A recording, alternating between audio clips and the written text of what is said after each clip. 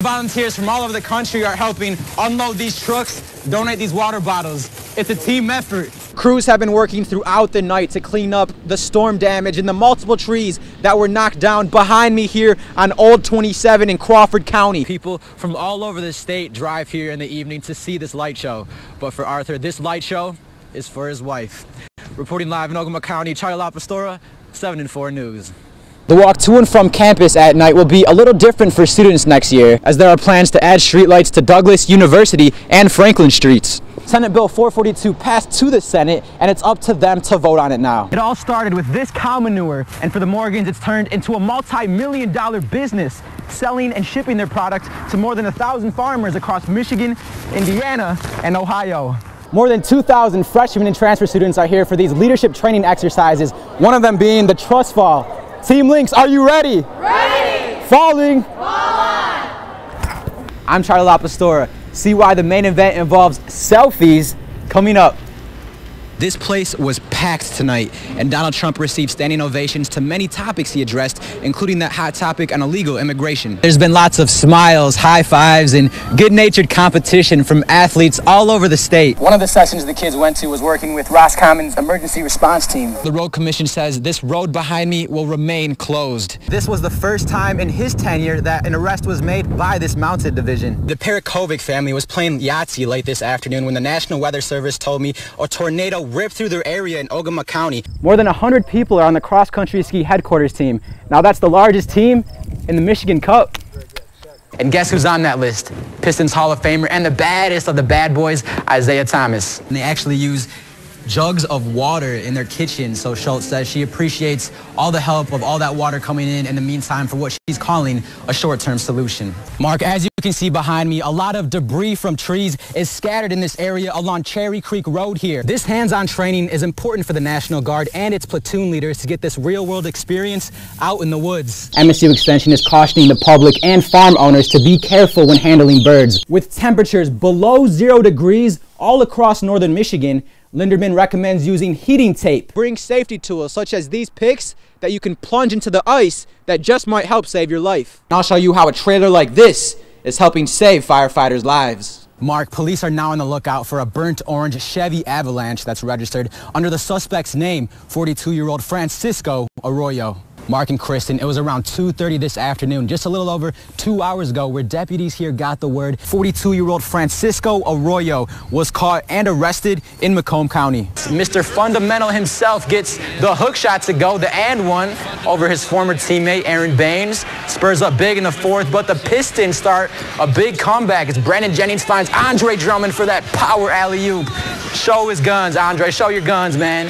Jamie, around 2,000 cases of bottled water were distributed today here at Flint Catholic Charities. The journey to get these hundreds of cases of bottled water to Flint started early this morning in Traverse City and ended here at Flint Catholic Charities. It's about having faith in this community, having faith in everybody who's helping us. And, you know, things just, you know, yes, this is terrible that this happened to the city of Flint, but look at the outpouring support. Dozens of volunteers from all over the country are helping unload these trucks, donate these water bottles. It's a team effort. My thought was it's obviously a tragedy, and you know, it's times like this that everybody comes together, so why not come up here and help out? Communities all across, you know, Michigan and across the country, it's just heartwarming to know that people care about us here in Flint and know that we're struggling. You know, right now, the water, I'd like to say it's the solution, but we all know it's not the solution. It's a Band-Aid right now. And I'm worried about the future. I'm worried about 30 days from now, 60 days from now. Will these volunteers remember us? Will donors remember us? Will the water continue to pour in? In the meantime, help is pouring into Flint residents in bottled water form. I really appreciate it because I have a 3-month-old and he's on milk, so I use a lot of water. There's a real problem, and I think that it's nice that people, you know, coming together to help out each other in a time of need like this. I appreciate it so much, and we are so blessed to have people that care like these two. It means hope. And I hope that they get the situation taken care of so we can have a good life. Along with our water delivery today were letters written by Central grade 2nd graders in Traverse City. We are learning about water if it comes from our pipes or our wells. From Kevin. Thank you, Kevin. I appreciate it a lot. And Jamie, right now I'm at what they're calling the Super Bowl, where you can actually buy a bowl of soup and proceeds go to Flint Catholic Charities. Now, right now I'm standing in one of their soup kitchens, and they actually use jugs of water in their kitchen. So Schultz says she appreciates all the help of all that water coming in the meantime for what she's calling a short-term solution. Reporting live in Flint tonight, Charlie Lapastora, ABC 29 and 8. It's not as simple as just throwing crap in a bag. Right. I mean, this is starting with crap, but it basically turns into dairy dew. Dairy dew. It's an organic recycled compost that's made Brad Morgan and his family very successful. But it didn't start off like that. They had a dairy farm, but were starting to lose money in the late 90s. It was kicking our butts, and emotionally and physically and financially, we was wounded pretty bad. We actually had to dispose of the manure, so we didn't have the land base to dispose of the manure. So it was costing me about $25,000 a year just to get rid of my manure. And I decided at that point in time that we could probably find a better use for it. Morgan decided that better use was to completely turn their farm operations just outside of Everett into a cow manure manufacturer. Our goal was to basically create maybe $30,000 in profit is what we was aiming for. I would have never guessed that it would have turned into 5 composting sites in Michigan now and employing roughly 30 people. It all started with this cow manure, and for the Morgans, it's turned into a multi-million-dollar business, selling and shipping their product to more than 1,000 farmers across Michigan, Indiana, and Ohio. Nothing's going to come free, so you better put in the knowledge, the hard work, and the research to get what you want. And that's exactly the same morality and ethics that the Morgans have, and it just feels like home to me. It also feels like home for Aaron Maney, who runs what Morgan says is the only liquid carbon plant in the Midwest. It was started at the farm a couple years ago, and they developed liquids that Maney says help the soil even further. It's another fairly new frontier in the agricultural front. The farm also has a worm composting station where it has millions of worms, and they use that waste to create potting soil. Reporting in Osceola County, Charlie Lapastora, ABC 29 and 8. Last month, we almost got hit twice. The drive for Paul and Pat Ulrich has been different the past 7 years. Every time they leave the house, they have to take a detour on 17 Mile Road. It's because a portion of 14 Mile east of M37 in Wexford County was closed in 2008 due to a massive storm that caused a culvert failure. Now we're coming upon the area where it drops off, to 16 Road. This here is very dangerous. It would cost the Wexford County Road Commission up to $1 million to replace the culvert, so they decided to keep this portion of 14 Mile closed. The DEQ is requiring a much larger culvert than what was there and what we could afford. And the DNR has decided that it's a risk that it might wash out and put all that sediment into the Manistee River. So they've decided they want it removed, and that's what's going to happen. Before too long, someone is going to be killed here. You can see the traffic that pops over the hill up there. I mean, and they're only going 55 miles an hour probably, and there's people that drive on 16 Road going 80 miles an hour. And that's very dangerous. Paul is still waiting for 14 Mile to open back up.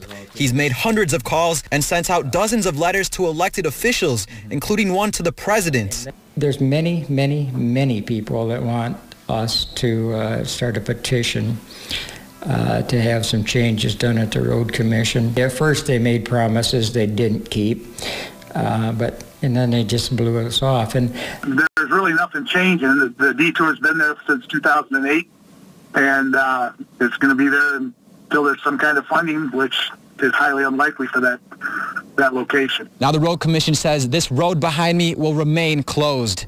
For now, in Wexford County, Charlie Lapastora, ABC 29 and 8. Mark, the founder of the popular G's Pizzeria chain, has 400,000 lights displayed in his front yard, and they all shine bright for someone special. She was the love of my life. Sharon Galia was married to Arthur Galia, a World War II Navy veteran for more than 60 years. They would always decorate their home in West Branch for Christmas. She loved Christmas so much. In fact, one of my sons, Alfred, he calls her Little Miss Christmas. It's a holy season. We always make sure we have Christ in Christmas. I have probably, throughout this house and the outside, 15 crib sets. We used to buy different crib sets that we saw that would be a little unique or interested. When Sharon passed in 2010, Arthur wanted to make the home even more special year after year. This year, he put $10,000 into these decorations. We had the happiest marriage I can ever conceive. Hope she can see all this because she would really have loved it. Arthur, having more than 400,000 lights in your front yard to remember your wife, I mean, what does this mean to you this Christmas? It means happy time, Christmas. That's the best time of the year for me. Yeah, best time of the year. Family all comes and everything. It's a beautiful time. And more than 60 of Arthur's family members will be coming home for Christmas, all remembering Sharon. She always checked the dozens of grandkids' Christmas lists twice. She would say, "What do you want for Christmas this year?" She always took a list so she could get for her children. And then if they didn't give her a list after a couple of weeks, she'd say, "All right, no Christmas for you." And they would all give her the list. Merry Christmas, everybody. I also spoke with Arthur's son, Chris, who owns the G's Pizzeria in West Ranch, and he told me that people from all over the state drive here in the evening to see this light show. But for Arthur, this light show is for his wife. Reporting live in Ogama County, Charlie Lapastora, 7 and 4 News. The 7th Street Coffee Company opened up last fall and was started by Bill and Sandy Cooper, both from Everett and both with a desire to bring change to their community. It's a very depressed economy here, and felt like we wanted to do something to help the economy. We also wanted to create a place that would bring some pride to the area. Along with the coffee shop in the front, they have a woodworking shop called Artisan Heirlooms in the back. It's aimed at helping those who are unemployed or have been in trouble with the law and getting them back on their feet by teaching them job skills. We also have a heart for people that have made some poor life decisions and need help because they can't get a job. Everett has been hit by loss of a lot of manufacturing and industry, and in order to get these jobs, they have to be given opportunities. The Coopers have already seen around 10 people impacted by this program, with half already gaining employment. So what do you enjoy most about being able to get people back on their feet and also bring business to this community? We just appreciate seeing lives changed, and we like seeing the impact on the community. We're getting positive results from customers and smiles on their faces. With those smiles on customers' faces, 1 cup of coffee at a time, and 1 job created at a time, the Coopers desire to bring so much more than just a business and a coffee shop, but a place where a community brings about true change. This is the best thing in the whole world. Bill and Sandy are just a great couple of people, and they've brought something really special here. We love the Lord. We want to see people come to the Lord, but yet we also just want to make it a better place. In Osceola County, Charlie Lapastora, ABC 29 and 8.